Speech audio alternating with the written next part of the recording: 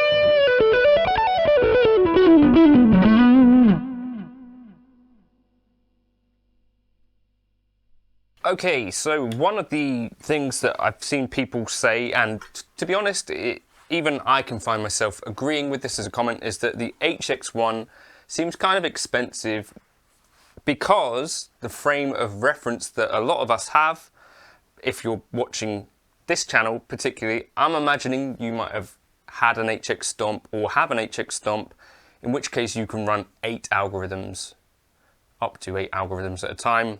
And you know, you've got 3 foot switches and stuff. So that's, I think, around £500 now. The HX1, and this is actually kind of a different concept. And I think that's the thing I've got to try and remember, because yeah, my instinct is, well, I think I'd probably go for an HX Stomp over this because I'm fully in the modeling world. But there's a whole bunch of people who aren't necessarily into the menu diving, signal path stuff that you can do with an HX Stomp or HX effects and all that, and for some people they want something a bit more like a Line 6 M5 in that it's a single thing at a time kind of deal.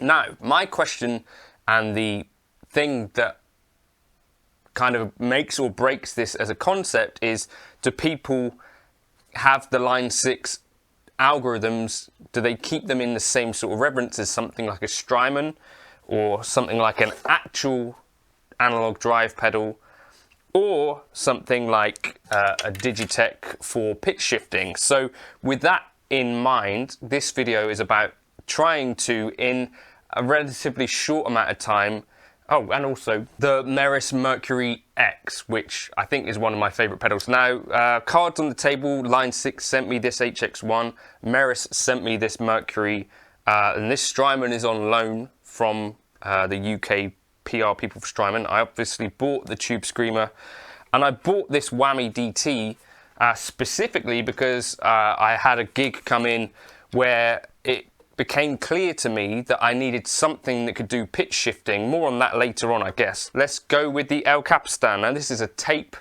style thing. I'm going to have 2 clips in a row. It's going to be exactly the same playing, but the first one is going to be through a device, and the second one is going to be through another device. Now, it's always going to be the same order, and I will tell you, if you want to have this knowledge up front so that it you can, you know, watch the video knowing this, then skip to this part of the video at the end.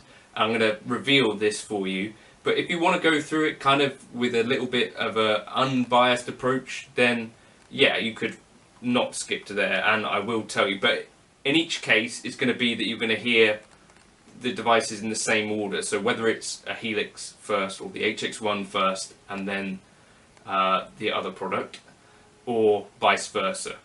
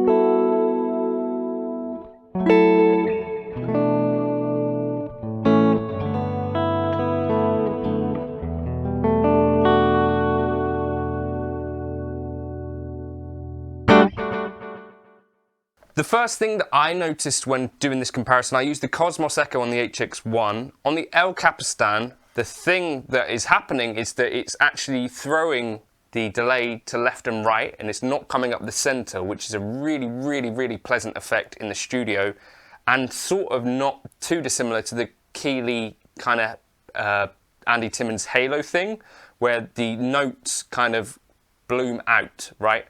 The Cosmos Echo in here doesn't do that. The transistor tape does.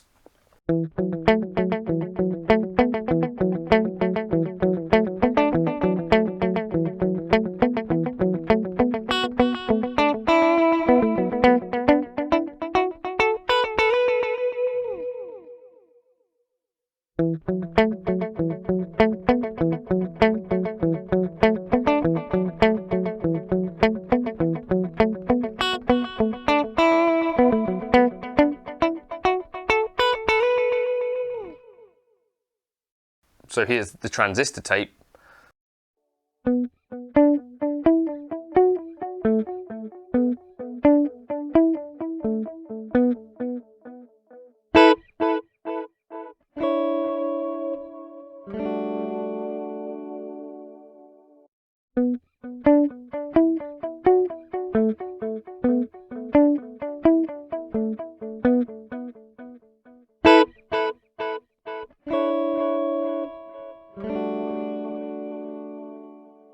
Now the thing is that the Strymon, even with the wow and flutter all the way down, has kind of way more tape artifacts. The transistor tape stays quite clean.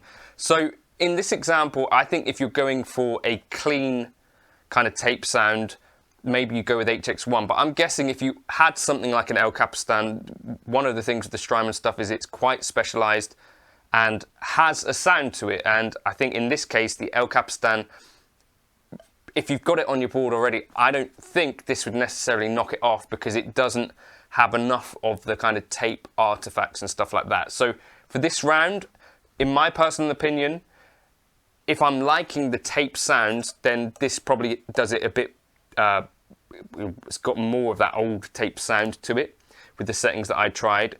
However, on the kind of single attacky stuff, I did actually find that this seemed to have a bit more of like a degraded kind of sort of bit of ring modulation coming in, whereas this stayed cleaner. So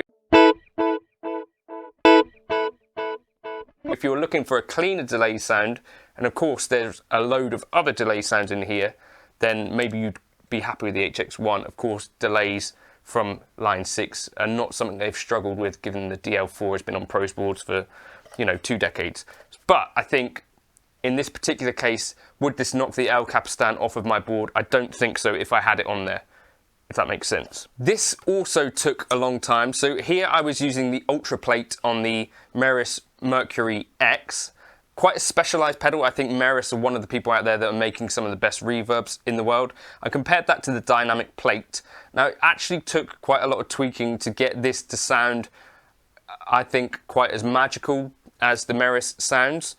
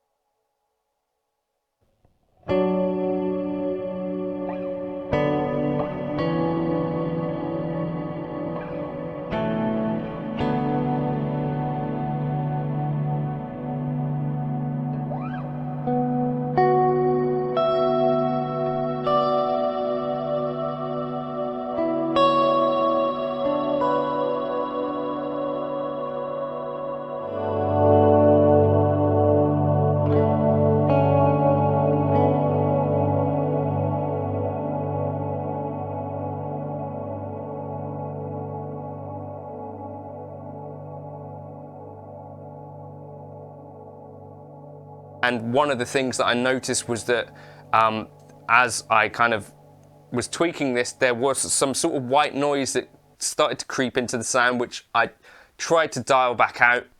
It got a little bit tricky. Dynamic Plate I do really love in the Helix world, but I do think, again, in this one, the Ultra Plate, which I think even Eric Klein at Line 6 really likes some of the Meris sounds, I think would give the edge to this. However, you know, this is a very expensive unit, and this is just one reverb that this can do.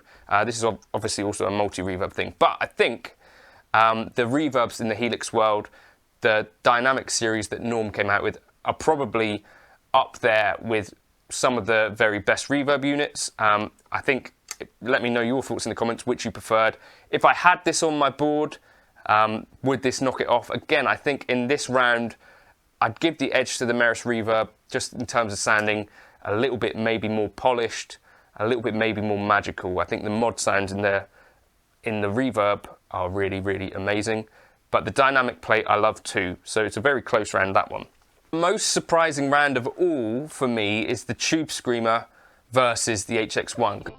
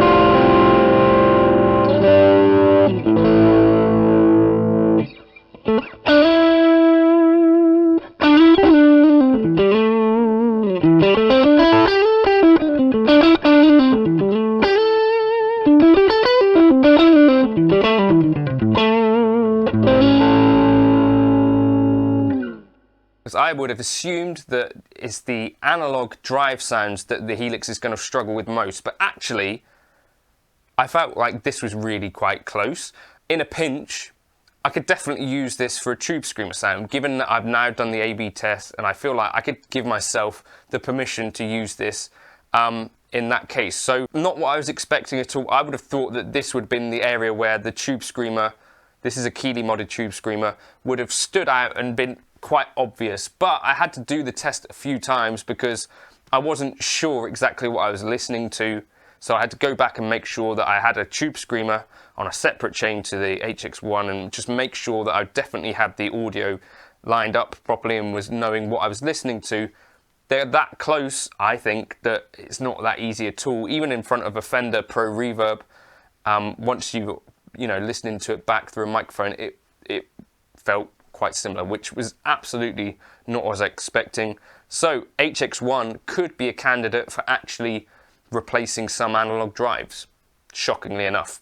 This is the last kind of test that I did, and I thought that this probably, because I've done this kind of experiment before with a Whammy DT and an HX Stomp. Now, for a bunch of reasons, you might want something like this on your board if you're gigging. So sometimes, I know David Beebe has a Digitech drop that he uses for this sort of thing. If you're gigging with depth singers and stuff like that, sometimes people are going to ask for things in different keys, and it's not necessarily all that easy to transpose some guitar parts that may have open strings and stuff on the fly. So having something like the Digitech drop can be useful. For my use case here, the reason that I ended up buying a Whammy DT again was because I had to set up an entirely different preset on a Line 6 Helix when I didn't even want to take a Helix to the gig. I wanted to use my pedal board with an HX Stomp and analog drives, but they had told me that we were doing Mr. Brightside in B major, when most bands play it in D major or D flat. You normally go up half a step rather than down. Anyway, so it was a whole thing, and I thought, I'm not going to bother trying to learn this in B major. I'm going to use the Whammy poly capo or poly pitch to get me there. And I thought if I had one of these, I could have just plugged this in front of my board and done something similar, but with one of these. And it came up. This has clearly never been used until today. But downsides with it, 1,300 milliamps and quite a bulky unit. The Digitech drop is obviously less than that. So yeah, the benefit of the HX1, powerful off of 500 milliamps and also a way smaller format, and can do lots of other things.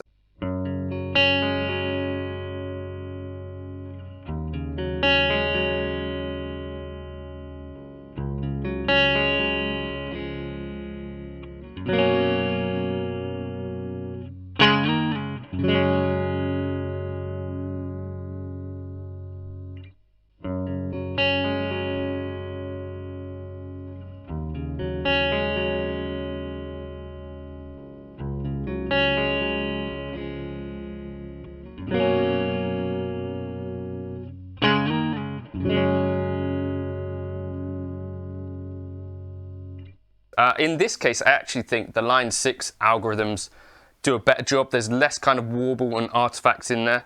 I also compared the D-Tune .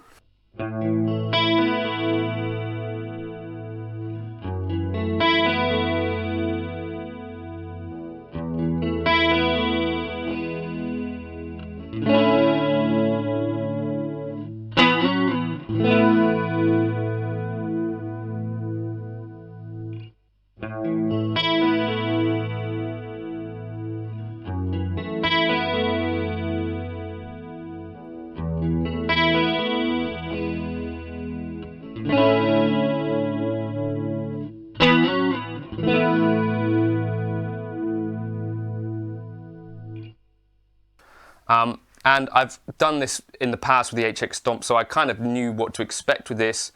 I'm a little bit annoyed that I bought this in the end, because if I had known that the HX1 was coming out, I would have just waited, because it's one of those jobs that I only very occasionally need, but definitely I would have this on a board just for pitch things in general.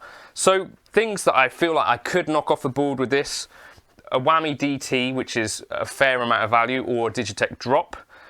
I could potentially, if there was some drive pedal on the board that I only occasionally use, I might even consider dropping that off. So I can definitely see that even in this test, there's definite value here.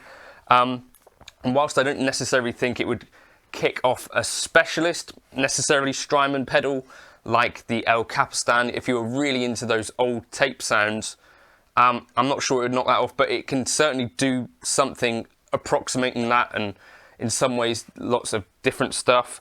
If you've got a really specialized reverb sound, again, it might be, these are the sorts of things that actually companies, that a reverb algorithm is so involved that they're quite different between companies anyway.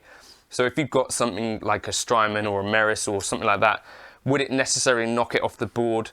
Not necessarily straight away, although I think you might find some reverbs in the like the Dynamic series, the Ganymede, the Glitz, that you might like just as much as anything else anyway, if that makes sense. So is there value in the HX1?